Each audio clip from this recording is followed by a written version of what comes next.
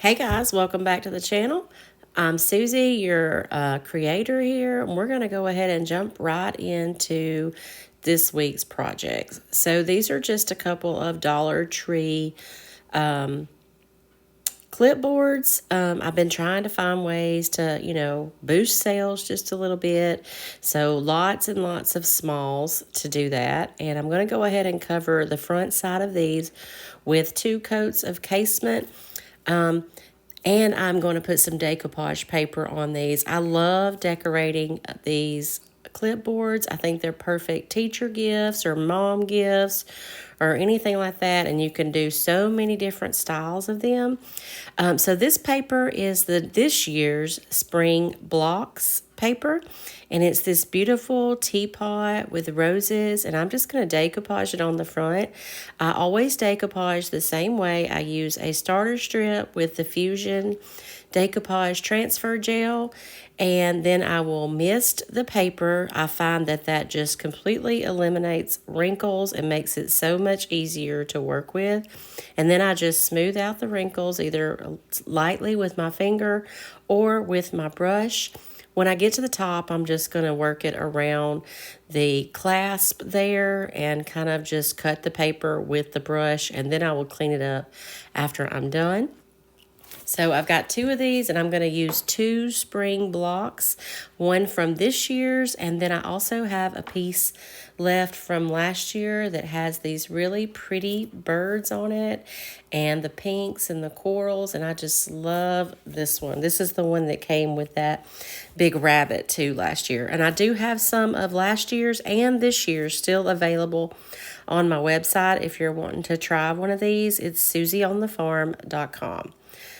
So once I get these all decoupaged down, then comes the next step, which is the most important step of decoupaging anything, is to let your decoupage paper completely dry. I usually sit mine aside and wait until the next day, start another project, whatever. I don't even think about them until the very next day when the decoupage paper is completely dry, because the next step, you definitely want it to be dry before you do.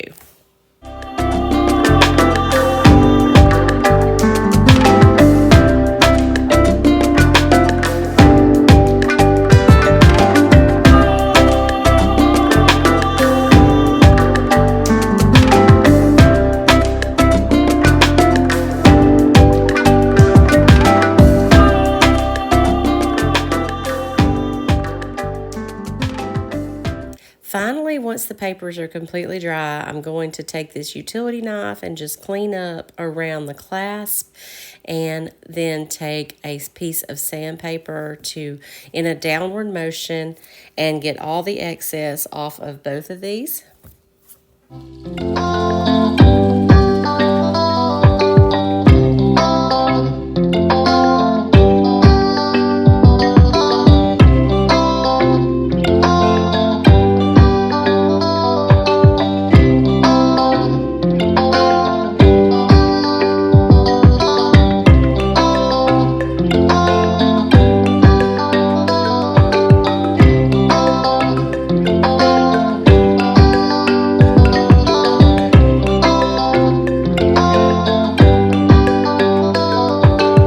I decided to paint both the backs of these with a coordinating color, and I decided that this little lamb, which is a pretty soft light gray color, went perfectly with both of them. So I gave the backs 2 coats of little lamb, and I also did another coat of the decoupage and transfer gel over the image on the front, just to make them extra durable. That way, if somebody really uses this, it will hold up. And finally, to finish it off, on this one I put just a little sprig of greenery, and I'm going to use the stone gray ink to go around and clean up all of the edges.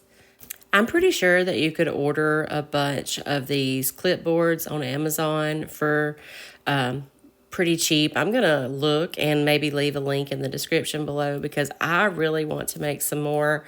I have so many options with decoupage paper that I just think that these would be a really great seller.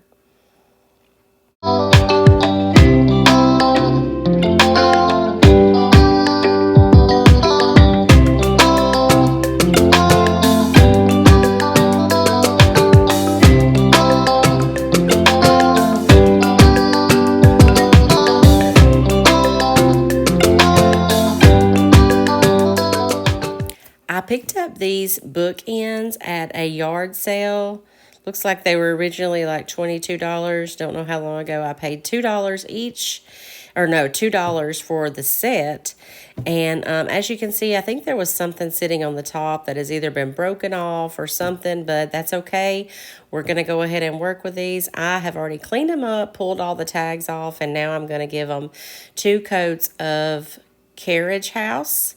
This is a Fusion all-in-one paint. If you're new to my channel, I love using Fusion paint, and I sell it on my website. It has a built-in sealer. It's got a little bit of self-leveling in it. It's just so easy to use and is always perfection. So I gave these 2 coats and then I let them dry. And after they dried, I noticed that that crack was just a little too pronounced for me. So I have a little fix for that once I get them painted. To fill in the cracks that were pretty noticeable, I just took a little bit of air dry clay and pushed it down in there. And that was after the first coat. And then when I put the second coat over it, you could barely even tell those cracks were there.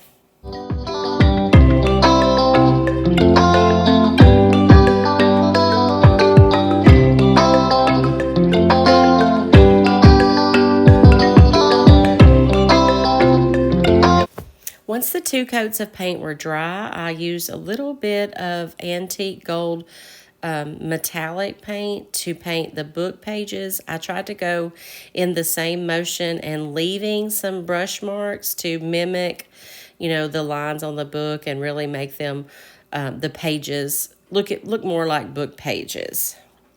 And I also went over a few of those little detailed areas with a little brush and the gold paint just to highlight those just a little bit.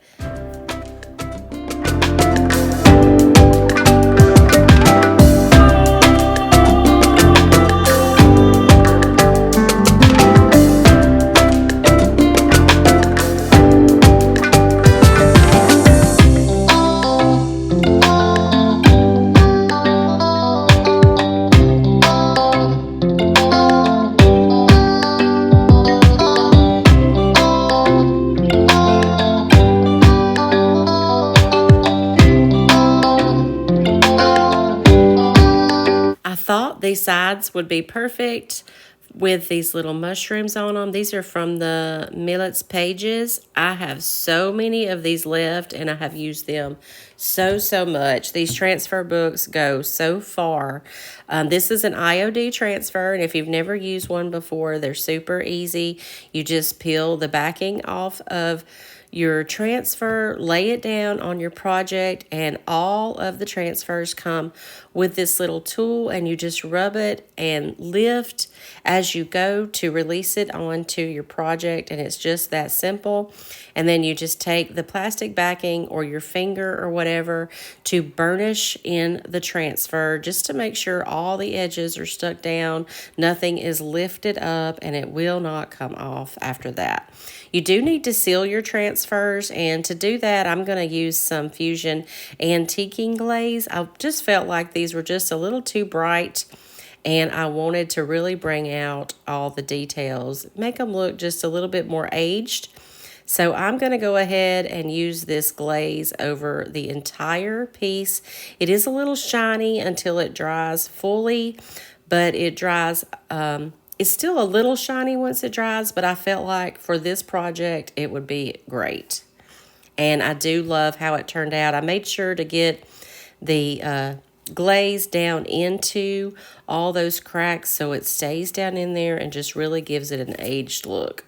For the little blank space ledge there, I decided not to put anything permanent on there. That way these bookends could be changed out. The look could be changed on them depending on what you wanted to put on them. I styled them with a couple of birds just sitting on there to begin with. And then I also had these little bottles that I put a transfer on.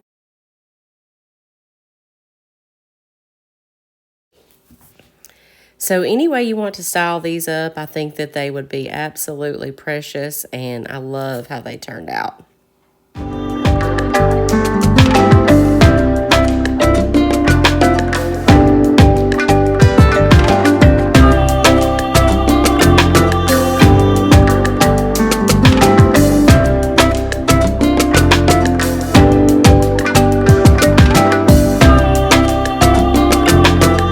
the next project, I picked up this wooden magazine rack. It's really big, really heavy, real wood. However, really didn't love the finish on it. I think I paid $3 for this at an estate sale maybe, but I'm going to use milk paint on it. I just feel like that would be, I really want to keep the farmhouse look going with this one, and I love this color milk paint. This is vintage laurel. If you've never used milk paint before, you mix it half water, half paint, and stir it really well. And milk paint is so easy to paint with. You basically just slap it on there. You really can't mess it up. I don't worry about brush strokes or anything like that because I am going to have to come back and give it a good sanding when I get done. Milk paint does need to be sanded. Once you paint it, it has like a gritty feel to it if you don't. But once it's on there, it's on there. I just cleaned this up. For this one, I want it to be heavily distressed, so I did not even sand it or anything, even scuff sand it to begin with. I did add a little bit of the bonding agent to the milk paint because I really didn't want basic, big chipping. I want to distress it myself. So this was after one coat, and as you can see, the coverage is not good at all, but I ended up doing 3. I took it outside, used my orbital sander all over it really well. And how cute is this styled up with different kitchen items like cutting boards, rolling pins. I think that that's a great use for something like this. If you don't have room for this stuff in your cabinets, at least it looks pretty as decor. What do you guys think about this milk paint project? Be sure to leave a comment below. Let me know which one of today's projects was your favorite. Or if you have any questions, let me know. I have not done a Q&A in a long time, and I think it would be nice to have one of those soon. So if you have any questions for me, just leave them down in the comments below, and I will hopefully get to them soon. Do y'all remember this tarnished silver tray that I got in an estate sale not too long ago? I love the fact that it had feet, but the tarnish was just a bit too much, so we're going to go ahead and fix it up. I am using that little lamb, that soft gray color, and I'm going to give the tray, the bottom, and the top, everything 2 coats of little lamb. And I mentioned how easy this fusion paint is early, but on this silver tray, it was perfect. So easy to use, stuck perfectly, very level, no brush strokes. I just love this paint.